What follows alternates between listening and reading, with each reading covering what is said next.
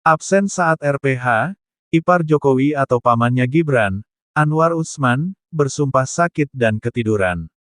Majelis Kehormatan Mahkamah Konstitusi (MK) kembali memanggil Ketua MK, Anwar Usman, Jumat tanggal 3 November tahun 2024. Pemanggilan ini adalah untuk dimintai keterangan terkait dugaan pelanggaran kode etik.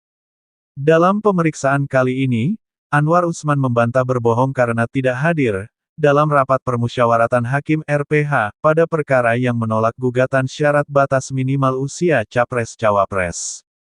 Saya bersumpah, demi Allah, saya sumpah lagi, saya memang sakit, kata Anwar Usman di gedung MK, Jalan Medan Merdeka Barat, Jakarta Pusat. Ketidakhadiran Anwar Usman dalam RPH putusan 3 perkara ini, diungkap Hakim Konstitusi Arief Hidayat lewat pendapat berbeda, dissenting opinion, pada putusan perkara nomor 90/PUU 21/2023. Saat itu, Hakim Saldi Isra memimpin RPH, karena Anwar Usman absen. Kemudian, di dalam dissenting opinionnya, Arief menanyakan alasan ketidakhadiran Anwar. Ipar Presiden Joko Widodo itu dikabarkan tak hadir karena menghindari konflik kepentingan. Namun, Arief mengatakan, Anwar menyampaikan alasan berbeda kala hadir pada RPH perkara 90.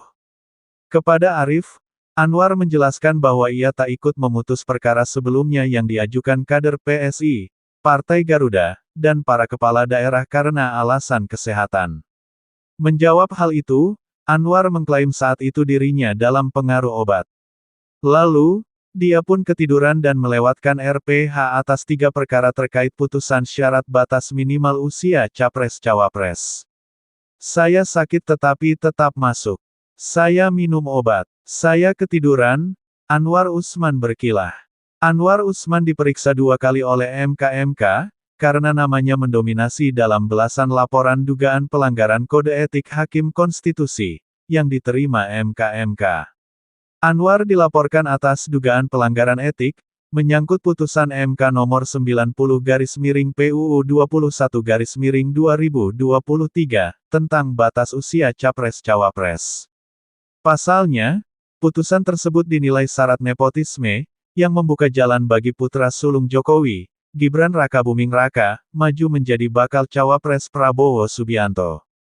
Komentar admin. Dagelan lucu. Kami sebagai rakyat kecil hanya menonton saja, sambil cengar-cengir. Kami tidak berani tertawa, karena khawatir dibilang menghina dan akhirnya dipenjara. Di zaman penguasa saat ini, apapun bisa saja terjadi.